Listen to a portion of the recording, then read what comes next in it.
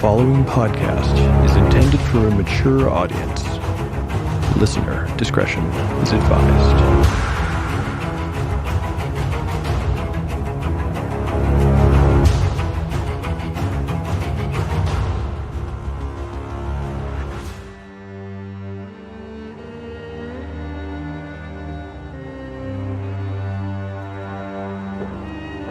Welcome back to Tale of the Manticore.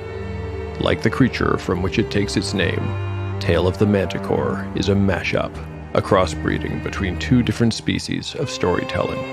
Here you will find the unpredictability of old-school paper and dice games with the storycraft of a dark fantasy novel. No character is sacred, and no character will be spared if the dice decide their fate is at hand. The dice determine all. According to lore, the tale of a manticore is barbed with cruel iron spikes. There will be much pain in the days ahead.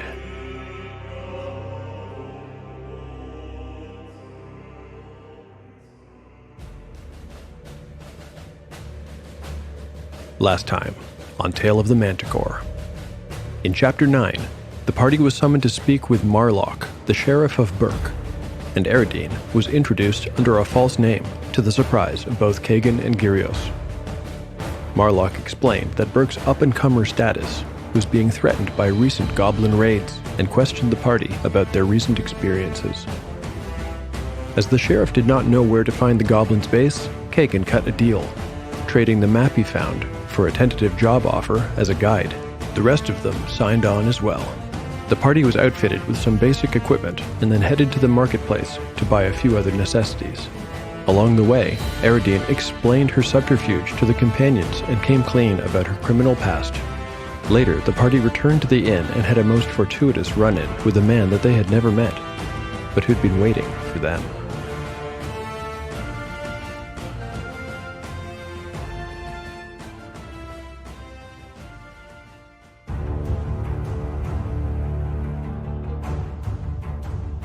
Chapter 10, Part 1, Day 10, Midnight. Party status: Kagan, 6 out of 8 hit points. Umura, 5 out of 5 hit points. Gyrios, 4 out of 7 hit points. Eridine, 2 out of 4 hit points. Spells available: Umura has memorized Charm Person. Instead of sleeping off the effects of a couple of bottles of Zacian sour wine, Midnight found the companions huddled outside the door of the guest room closest to the stairs. Not a one of them had failed to detect the scent of embalming fluid that clung to the older man's clothes. After their run-in on the staircase, they'd all gone directly to the women's room to form a plan. Soon thereafter, some light intimidation from Kagan coaxed from Gurdon the room in which the bald-headed and well-dressed guest was staying. They took turns at the window, watching for his return, and a few hours later, Eridine announced that she saw him coming. Presently, Eridine and Umura were at either side of the door, with Kagan front and center, and Gyrios behind. The trick would be to get him to open the door a little, and then Kagan would shove the door hard.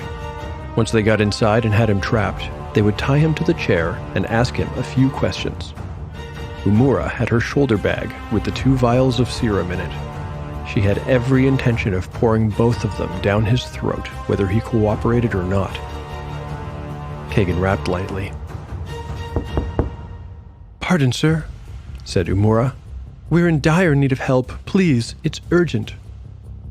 They waited. Eridine had her ear pressed to the wall. She flicked her eyes toward Kagan and shook her head. Kagan knocked again. "Sir, please," she said more urgently. "Wake up! There's danger!" Umura winced at her poor choice of words. They waited. Again, nothing happened, and Eridine indicated that she heard no movement from within. They'd already discussed the possibility that this might happen. The man might be overcautious or a heavy sleeper. Either way, they were going in. Gurdon had not been persuaded to give them a key, although Kagan had tried for one, and so Plan B called for a little heavy-handedness. Kagan pulled back and shoulder-rushed the door. Kagan needs to roll a strength check to bash down this door. I'll say it's only a matter of time before he gets in, but if he can't get it done quickly, it might give the occupant time to react. Let's do a straight ability check versus strength. Kagan has a strength of 13, so he needs to get that or lower on a die 20. Here's the first try. A 3. He knocks the door right off its hinges. Had Raffenfeld been behind it, he would have taken some damage and gone down hard. But when Kagan crashes in, the party finds the room empty. "Impossible," said Gyrios. He'd been watching the hallway for the last hour since they heard this door close. From somewhere on the first floor came the sound of Gurdon bellowing out a string of obscenities the old man had not seemed capable of knowing. The party entered the room. Straight in front of them was the answer to the puzzle. The single window had its shutters flung wide. The room was empty of all else. No boots by the bed, no clothes hanging from a peg, no nothing. Umura was quickly at the bedside and had her hand on the mattress. "Cold," she said. "It's as if he knew we were coming," said Gyrios.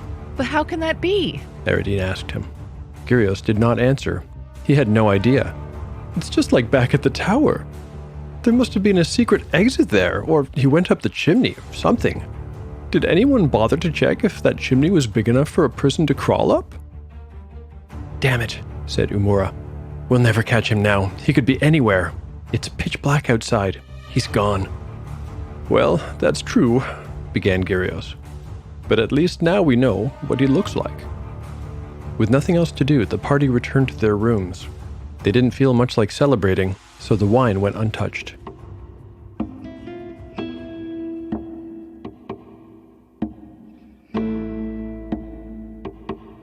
In the morning, Kagan went down to visit Gurdon.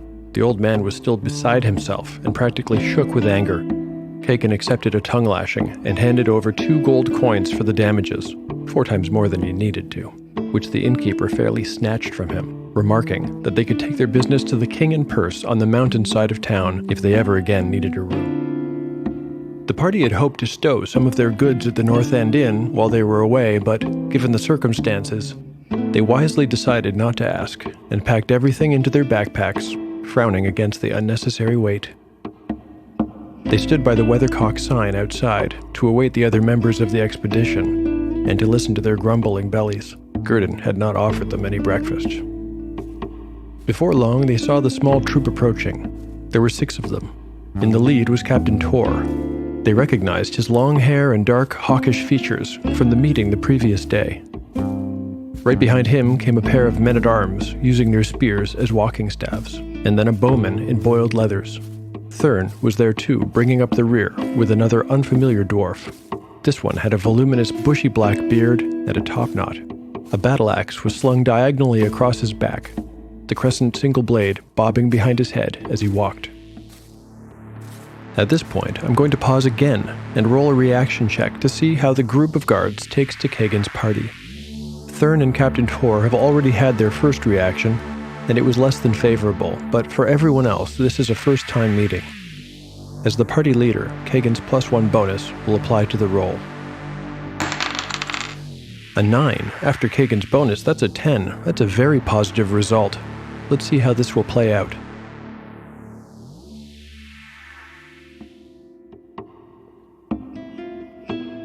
"Well met," said Kagan, holding up his hand in salutation. "Seems a good day for a walk. Captain Tor, was it?" "Just call me Captain," replied the other man. "Tor's for men I fought beside."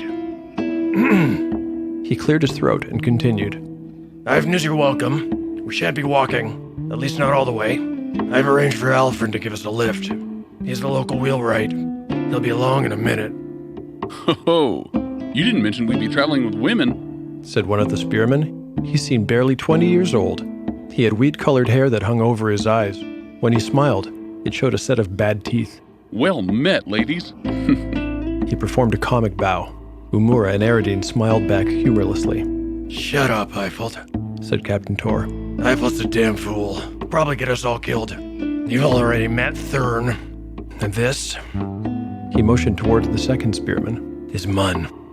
The archer, another great fool and equally able to get us all killed, is Riley." "Riley the Roach," the archer corrected. Gods alone know why anyone would name themselves so, but if that's how you wish it, Riley the Roach. Riley the Roach appeared satisfied. Finally, this is Harl, brother to Thurn. Harl gave a decisive nod in their direction by way of greeting. It seemed these dwarves were no more talkative than Soli had been. In the distance came the sound of hooves, and then rumbling, and then a wagon pulled by a pair of scrawny horses crested the rise. Sitting high atop the front of the wagon sat a hooded man. He was holding the reins with one hand and had a pipe in the other. When the wagon pulled up beside them, they all climbed aboard, and soon they were headed north, right back in the direction the companions had come just over a day before.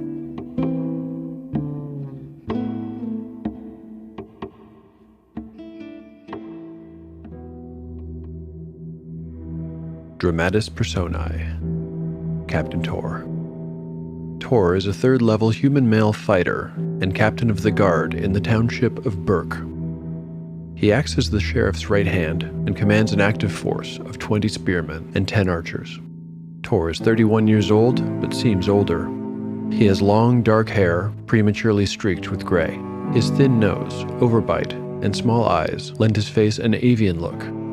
Tor is tall, at 6'2", and long-limbed. He weighs 190 pounds of lean muscle. Between his height and build, the reach of his sword arm exceeds most by 6 inches, a small difference that has nonetheless cost many a highwayman dearly. Tor's speech is husky and devoid of emotion. What little sense of humor he has is extremely dry. He's slow to enter into friendship. Perhaps this is because Captain Tor has seen more than most of violence and tragedy. It has certainly made him dour, hard to impress, and cautious. His caution does not extend to cowardice, however. Tor will be the last man to fly in the face of danger. He takes his duty as captain very seriously, and his loyalty to the sheriff is unwavering. In his early 20s, Tor capitalized on his natural talents and took work as a sword for hire.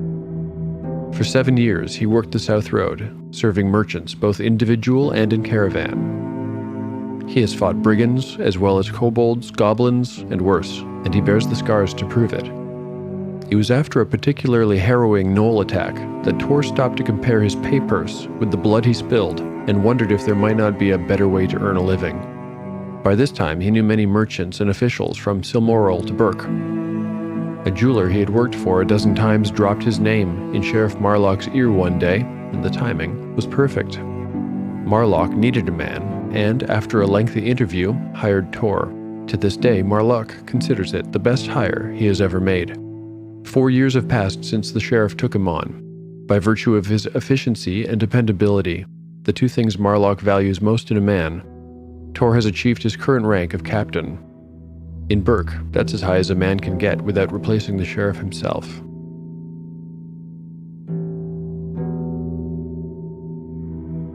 Thurn Stonecarver.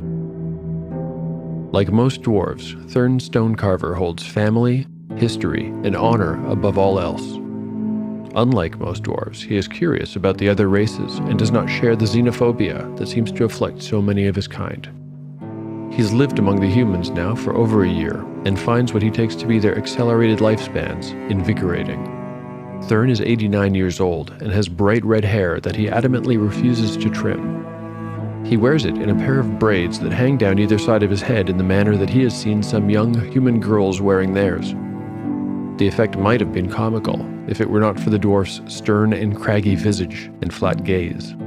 Thurn's beard is likewise uncut and hangs well past his belt, almost to his knees. At just over 5 feet in height, Thurn is tall for a dwarf. He's 175 pounds of muscle, thick and dense. He can swing his mace with incredible speed and force. Over a dozen goblins have fallen before it and half as many humans, the latter a fact that Thurn keeps to himself while living among them. Thurn now spends more time with the men of Burke than he does at his home in the High Forge, where he has a loving wife and 5 children. Although he's a warrior through and through, his actual job in town is more nuanced. He was sent to live among the men in a mixed capacity, part diplomat, part detective, and part watchdog. Recently, he's learned of the fate of 4 of his people. He knows each one: Soli, Molgi, Nofer, and Dassen.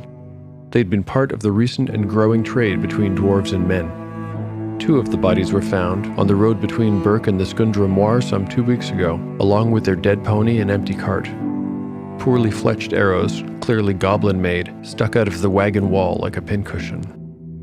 This was not the first time the dwarves had been ambushed by goblins. Thurn had seen it many times. But recently the attacks had been coming more often, and the absence of two of the dwarves' bodies suggested that they were taken captive. Honor demanded that they be searched for, with or without help from the men of Burke, but until Kagan and his band showed up, there had been no way to begin.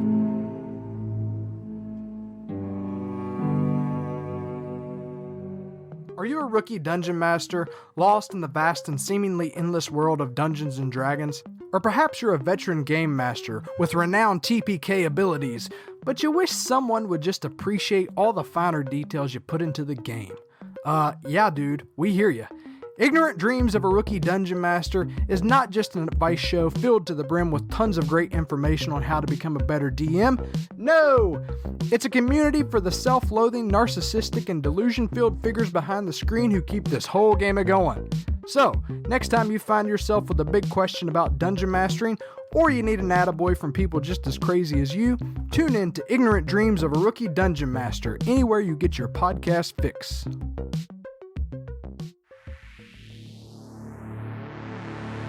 Between the lines. Our story finds itself with a surplus of characters today. With so many NPCs, I've determined their basic stats off mic, and I've decided that a brief rundown of the scouting expedition is all we need for now. If I need to go into further detail later, I'll do so. For now, I'm going to keep it to a minimum.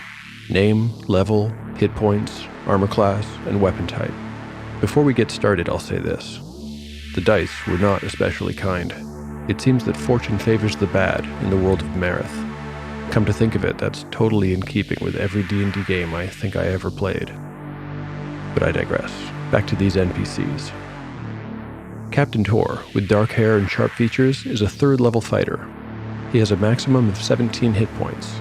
With his chainmail and shield, he has an armor class of 4. He uses a longsword in battle. Like most of the NPCs, he'll have a small bonus to his prime requisite ability, Strength. Thurn Stonecarver, with flame red hair and long beard, is also a level 3 fighter. He has a maximum of 19 hit points. He wields a mace. He wears well-made plate mail and carries a shield, giving him a fantastic armor class of 2. Harl Stonecarver, brother to Thurn, has a bushy black beard and a top knot. He is a level 1 fighter. He has just 5 hit points. His plate mail gives him an armor class of 3. He carries a battle axe, which he wields two-handed. Eiffelt and Munn have identical stats. Both carry spears, use chainmail and shield for an AC of 4, and have 5 hit points. Lastly, we have Riley, or Riley the Roach as he prefers to be called. He has 7 hit points, wears leather armor for an armor class of 8, improved to 7 by a dexterity bonus in lieu of a strength bonus. He carries a short bow and a quiver with 20 arrows. That about does it for the NPCs. If circumstances should have any of them make the transition over to player character, I'll increase their hit points and roll their stats. Captain Tor and Thurn, being of higher level than our main characters, cannot join the party as PCs. That seems somehow unfair to me. The others potentially could, however. Who knows what the dice will decide.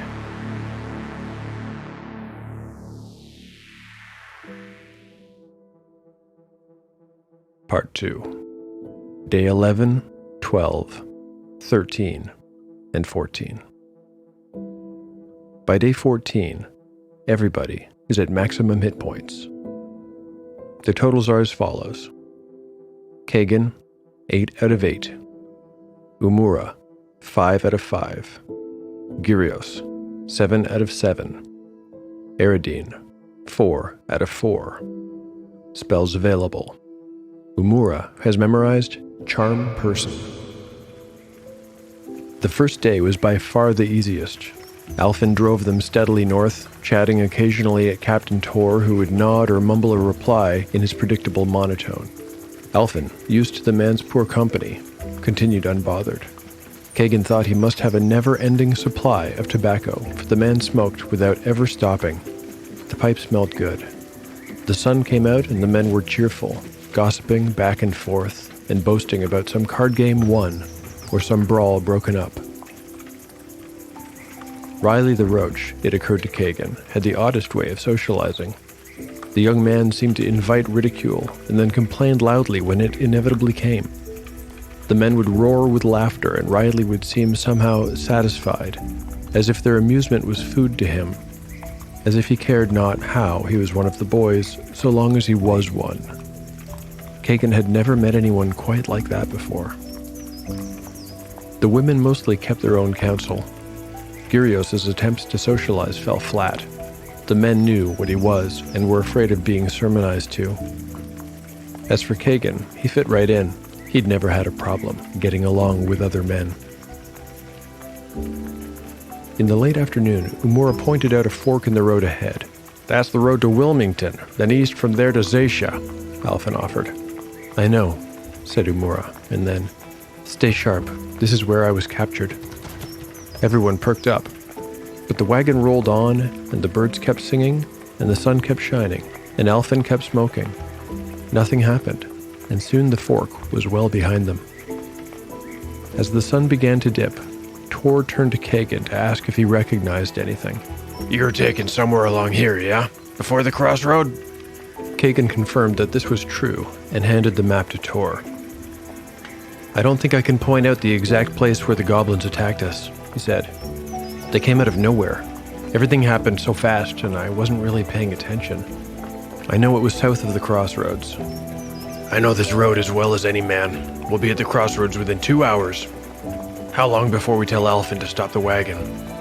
"Half an hour, maybe a little more," guessed Kagan. "I can't be sure." "Close enough is good enough," said Tor, turning back to give instructions to the driver. Alphen blew out a cloud of smoke and said, "Yeah, that's good to me. My ass is starting to hurt."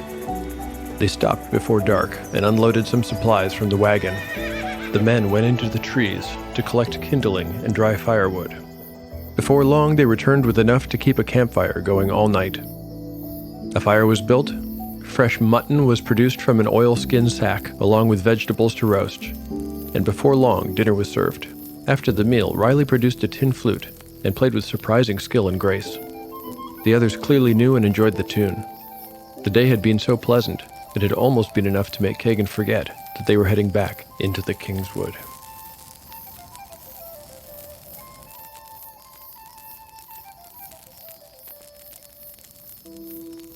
At night, Captain Tor assigned 2-man watches, and everyone took to their bedrolls. The women were graciously given the first duty. They didn't protest, but took the easiest shift gratefully. One by one, the soldiers fell asleep, under the stars.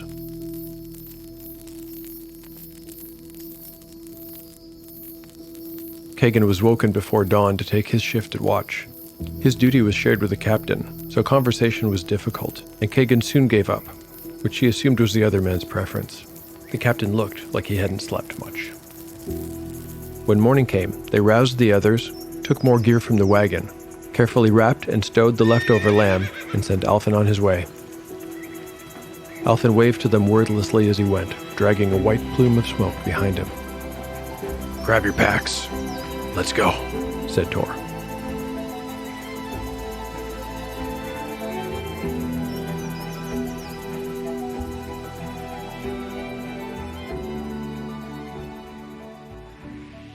I need to roll for wandering encounters for these first 2 days and nights.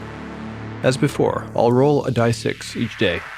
On a 1 or a 2, an encounter will take place. I'll use the same table I did when the party was on their way out of the Kingswood.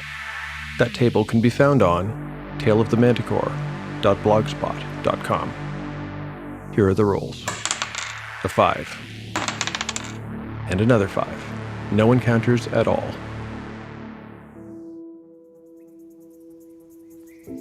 The 10 of them cut west into the Kingswood, moving more or less in a straight line for that day and the next. They lit no fires at night, but kept up their 2-man watches.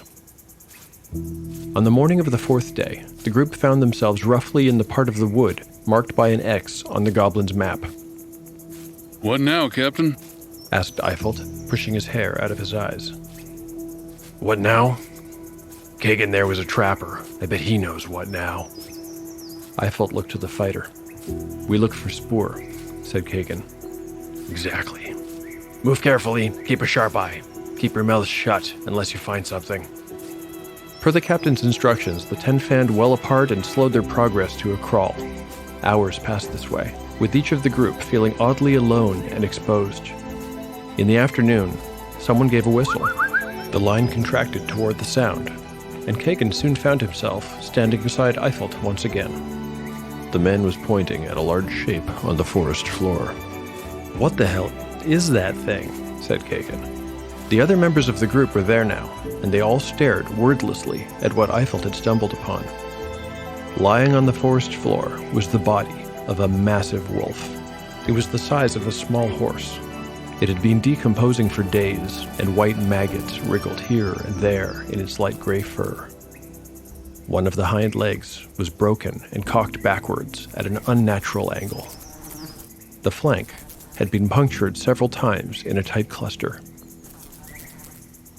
Someone, or something, had cut off and removed the beast's head. Thank you for listening to Tale of the Manticore. If you like what you've heard and would like to support the show, please consider leaving a 5-star review on iTunes. It really helps a great deal. If you'd like to get in touch, you can find me on Twitter at ManticoreTale. I'm also on Instagram, or you can just send me an email at taleofthemanticore@gmail.com. Special thanks this episode goes to Jake Hendricks for contributing the voice of Eiffel. Thanks, Jake. It's great to have another voice in the mix. For show notes, more behind-the-scenes info, rants, and random thoughts, please visit taleofthemanticore.blogspot.com. Our story continues in the next chapter of Tale of the Manticore, the story where chaos rolls. Would you like to know more about some of the most influential role-playing games out there? Roll to Save is a podcast dedicated to the history of RPGs, and it can be found wherever you get your podcasts from and at rolltosave.blog. We take a long, hard look at the origins of some of the biggest games and their often turbulent histories. Roll to Save also looks at how modern games have been shaped by the games that came before. So, if you fancy delving into the fascinating history of role-playing games, visit rolltosave.blog or search for Roll to Save on your podcast directory of choice. You can also contact us at @SavePodcast on Twitter. Join us on a trip down memory lane. You might be surprised at what you learn.